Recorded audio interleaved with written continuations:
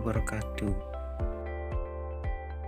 Saya atas nama Yohanes Bagung, NPM 190401010013. Baik, di sini saya akan menjelaskan materi tentang sosiometri.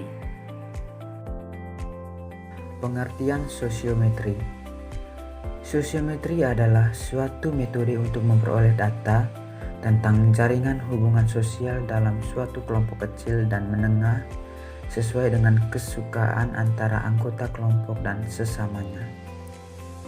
Metode ini awalnya dikembangkan oleh Moreno yang bertujuan untuk menguji hubungan timbal balik antar anggota kelompok dalam suatu kelompok. Selanjutnya, landasan teoris. Jadi ada beberapa bentuk hubungan dalam sosiometri. Yang pertama, berbentuk segitiga atau triangle.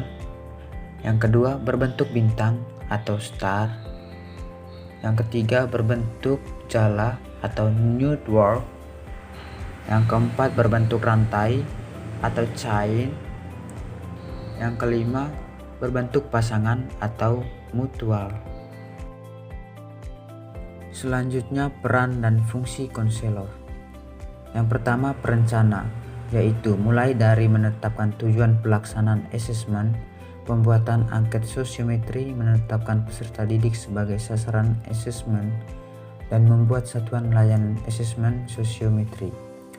Yang kedua, pelaksana, yaitu memberikan verbal setting atau menjelaskan tujuan, manfaat, kerahasiaan data, memandu peserta didik dalam cara mengerjakannya sehingga dapat dipastikan seluruh peserta didik mengisinya dengan benar.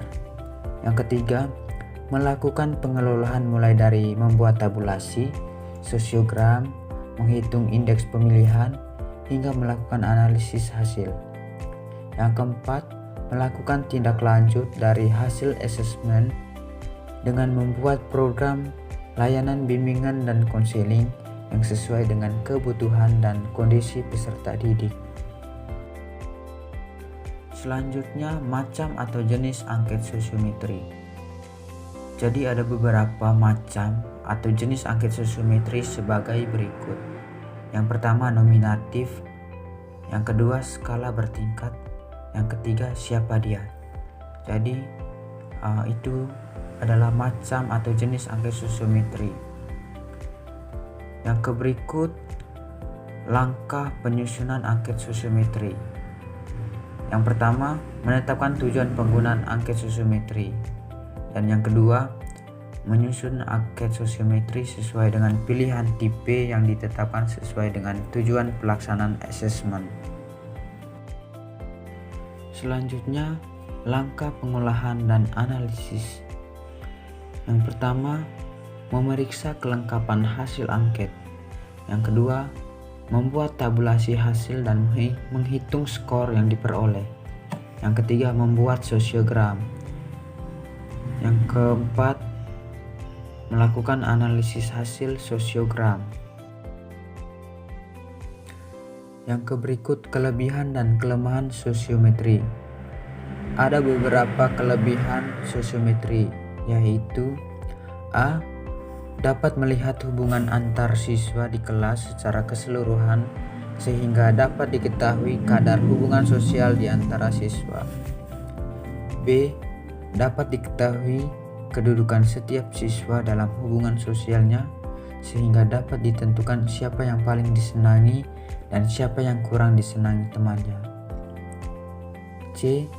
Dapat digunakan untuk memperoleh data mengenai hubungan sosial baik dalam kelas maupun dalam kelompok. D. Memperbaiki struktur hubungan sosial kelompok. E. Memperbaiki penyesuaian sosial individu. F. Mempelajari akibat proses pendidikan di sekolah terhadap hubungan sosial peserta didik. G. Mempelajari mutu kepemimpinan dalam berbagai situasi. Yang ke H. Menemukan norma pergaulan antara peserta didik yang diinginkan dalam kelompok tersebut. Jadi selanjutnya, kelemahan dari sosiometri. A.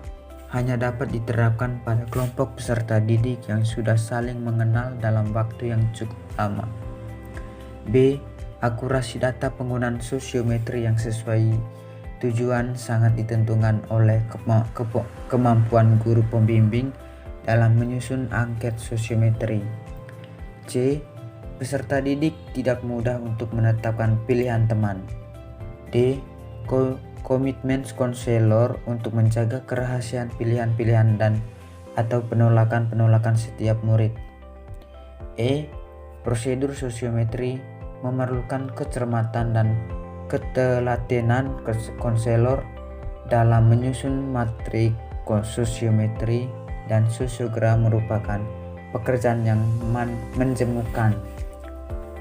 Dan yang F, semua murid harus berpartisipasi dalam aktivitas maupun situasi kelompok.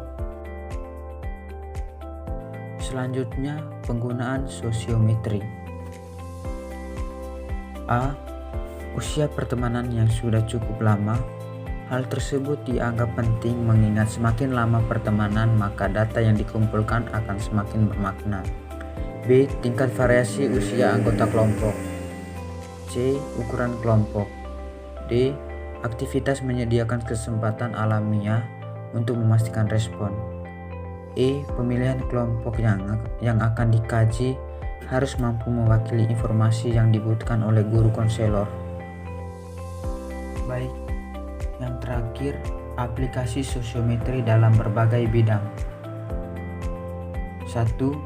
Sosiometri hubungan antar murid di sekolah. 2. Sosiometri hubungan antar etnik dan status sosial.